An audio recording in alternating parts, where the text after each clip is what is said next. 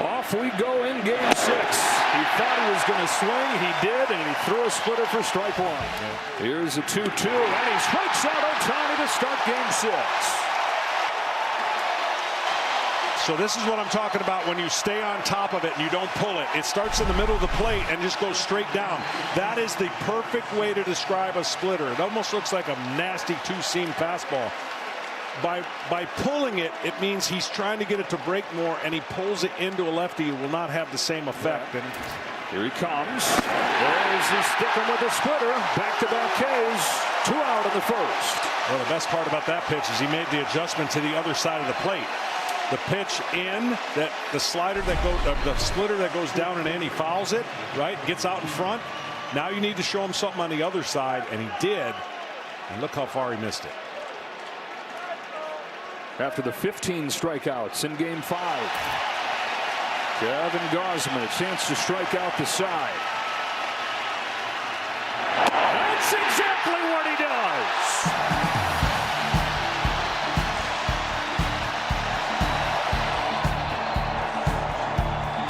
I mean, that's a video he should go to for the rest of his life if he ever struggles. Lucas punches one to third that gets under Muncy's glove. And the gap between these teams defensively gets through Customs from LA to Toronto. Muncy didn't see that. That ball, for whatever reason, the glare, he did not see it. Watch what happens. High bouncer can sometimes get in the lights, and watch him go to his eyes.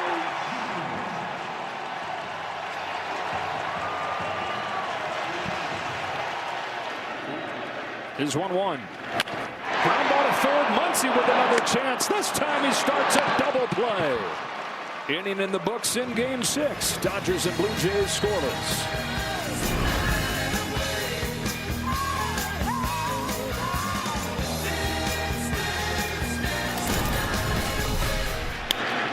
Roller to third. Clement's got it. That's the first out of the second. Gausman's retired the first 4. Home with an 0-2. And another splitter for a 4th strikeout.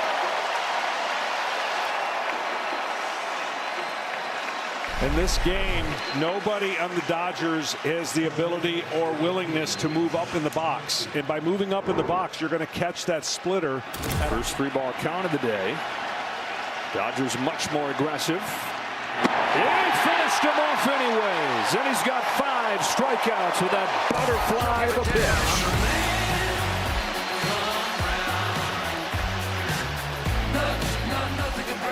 Nothing can break me down. I'm the man. Come around and nothing can break. Tommy Edman down the line, and the first base runner for the Dodgers will be Tommy Edman. Extra bases here in the 3rd, a winning double. Well, look like they might not make any contact tonight, and then whack. Edman connects. Well, Edman said to heck with it. I want to see first pitch fastball and swing. And it almost caught Guerrero by surprise. That ball was hit so firm. Looked like he did not get to the peak of his jump in time. Hooked down the left field line towards the corner. It is a fair ball. Will Smith delivers a 2-out double. Tommy Edman's in to score, and the Dodgers are on the board first in game 6. Just kept it fair. And the first hit with a runner in scoring position in days for LA. Again, another down and in inside part of the plate. He is so good. I actually thought Ohtani would be able to score on this ball, but he was stopped at third, and Freeman takes ball 4 to load the bases. And how about this? Mookie Betts comes up with the bases loaded. Under the 1-2 from Gausman to Betts. Base hit left field. Ohtani's in to score. Here comes Will Smith. Throw to the plate's not in time. Betts breaks through, and so do the Dodgers. Oh, an exhale and the monkey off his back. The Dodgers lead Gausman and the Blue Jays 3-0.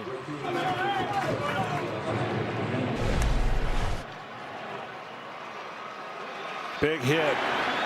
and a pitch in the wrong location. And this is kind of what I was talking about. All of the swing and misses and the efforts to get what looked like 3 perfect innings. Now trailing 3-0. And an 0-2 pitch. Strikes him out again. He has struck Hernandez out all 5 times that he's faced him. But the Dodger offense able to come through here. 2-out rally to score 3 runs. It's Mookie Betts, a line drive swing. Dave Roberts moved him to the cleanup spot. I said, I want you to be a run producer. And he comes through. The Hall of Famer more than approves. 3-0 Dodgers, middle 3. He got back to doing what he's always done, trying to crush it. Down the left field line, he's got a fair ball. Ricochets off that angled sidewall into no man's land. Hernandez tries to pick it with a bare hand, doesn't. It's a leadoff double for Addison Barger.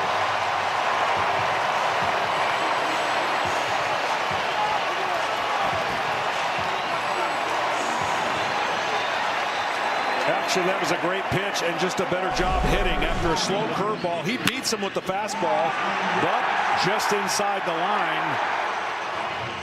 Fastball up, he goes with it, keeps his head down, takes a while to recognize where that ball is. And then this is an important run for the Blue Jays against a pitcher who doesn't give up many. Throws another splitter at second, Rojas to get Jimenez. Up to third goes Barger. Up to the plate comes Springer. Falling behind him 3-0. Who knows if he can swing his best. He shoots one to right center field. My goodness. George Springer gets the Jays on the board through biting pain.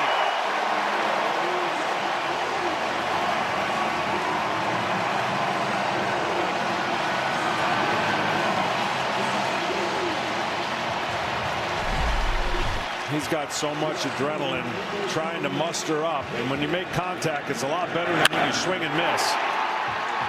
And 3-0, he sold out. That's a huge run for the Blue Jays, and a validation for Springer. Flies one the other way. Kike Hernandez goes back out. He's got room and ends the inning. Blue Jays get a 2-out hit from George Springer. Shocking that he's in there. He's come through, as he often does. 3-1 in Game 6. Against Yamamoto. Yeah, just a great job expanding the zone, going low, up. Oh, strike 3 call this time. A splitter to the knees to get him.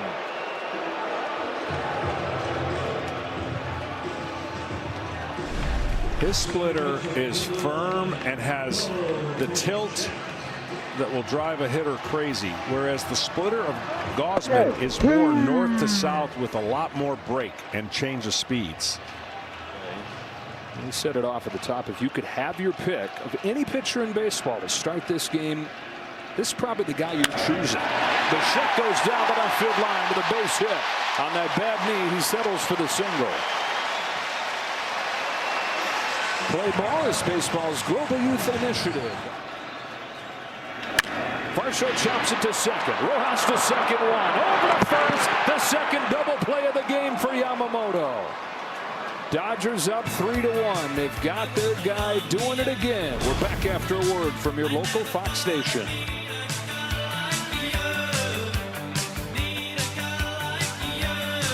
.510, but casting a large one.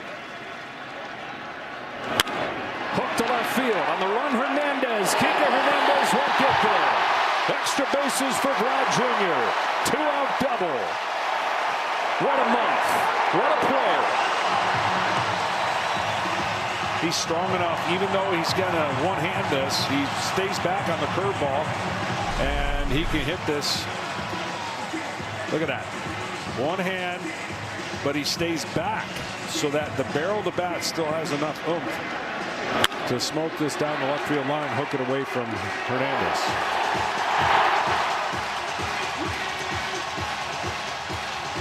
Vlad like his dad right there. Vlad said at the start of the postseason he wanted to win a World Series and then give the ring to his dad. 3-2 on Bichette. Here comes Yamamoto. Ball 4. Tying run aboard and the go-ahead run coming up. The 1-2 pitch. He struck him out. Yamamoto gets out of the first jam of the ball game with a strikeout of Varsho and keeps the lead 3-1. We're back after word from your local Fox station. Yamamoto trying to get it to a game 7.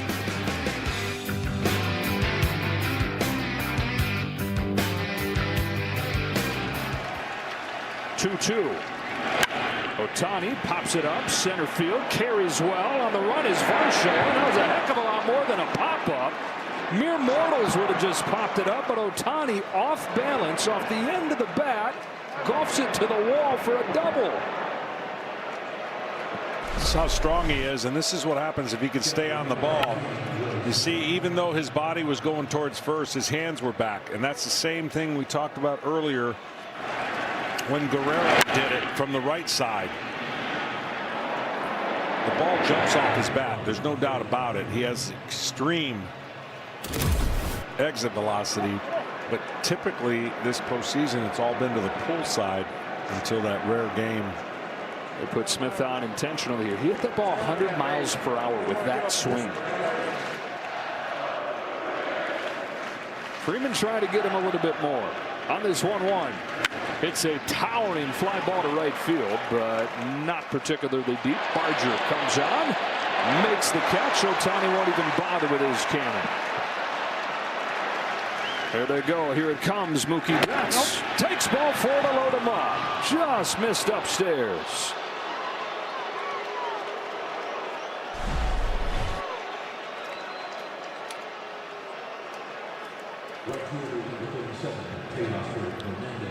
First pitch will say everything here with Teoscar. Don't know if he can lay off the slider away. His 1-2.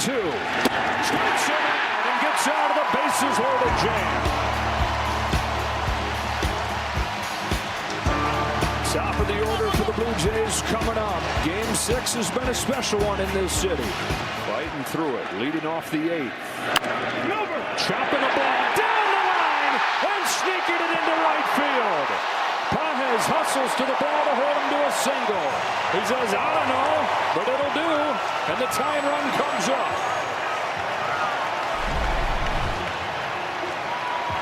I mean, this is an emergency hack and a great one if the Blue Jays score in this inning. Just by Freddie Freeman. There's no way you can play him close to the line there in that situation. Here's a payoff pitch. Guerrero takes ball 4 and roars his way down to first. The tying run reaches. The go-ahead run comes up in the form of Bo Bichette. High pop fly. Betts ranges over there. Does he have room? He does to get Bichette for out number 2 of the 8th.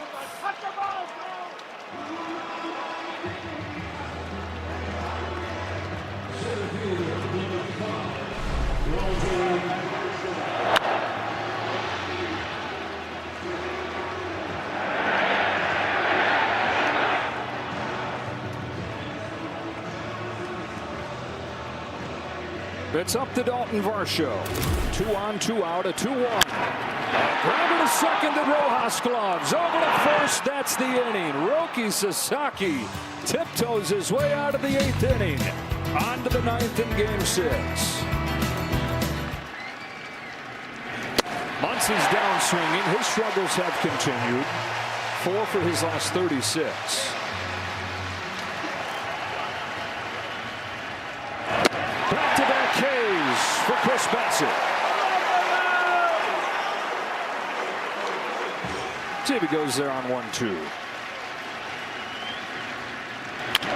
Nothing but heat. At short, Jimenez. Fasten those seatbelts to the bottom of the 9th. Sasaki heads back out. 6, 7, and 8 come up. 0-2 to Kirk. Hit him with the 0-2 pitch.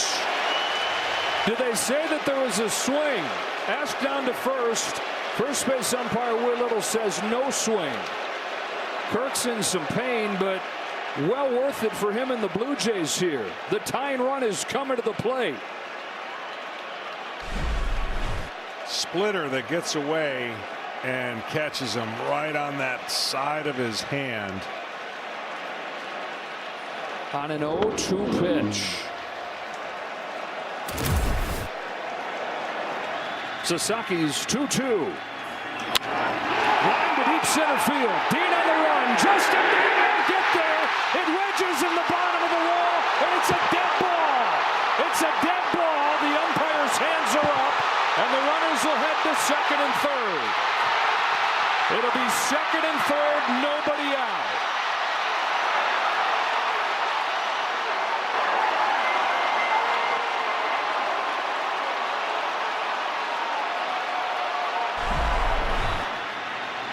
Fastball up, and he smokes it. A little unfortunate for the Blue Jays that that ball wedged right there.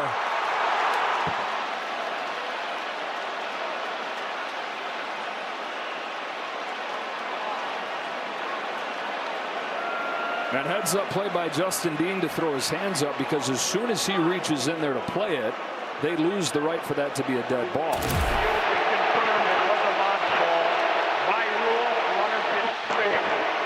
Yeah, and they did review this, and very quickly our crew chief Mark Wegner says it's confirmed that that was a dead ball. Wedged there, the bottom of the fence. 32 years after Joe Carter ended the World Series with a go-ahead home run, with a walk-off home run. And then I would assume make a decision if the runner goes over to third. Ernie Clement, tying run at second, winning run at the plate, and a pop-up right side, Freddie Freeman for the first out. Wow. Fastball up and in on a first pitch fastball that Clement loves to hit off of.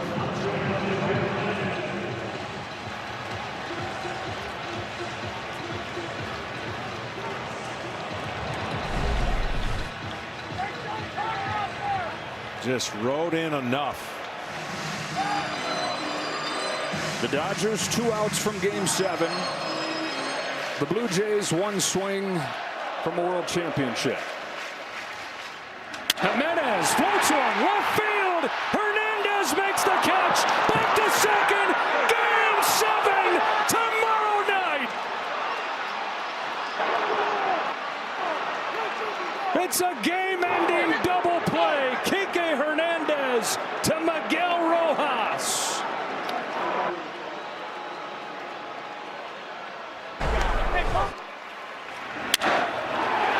Well, this ball hangs up enough, and you can see right away that Kike was going right to second. Blue Jays are taking a look, but as the replays show, Hernandez to Rojas, who picks it, and baseball moves to November. Unreal. What a game, what a series, what a season of baseball. Review, the call on the field is The Dodgers have forced Game 7 by the narrowest of margins. The Blue Jays had second and third and nobody out. Tomorrow's supposed starting pitcher, Tyler Glasnow, comes on. And just like that, he's out of it.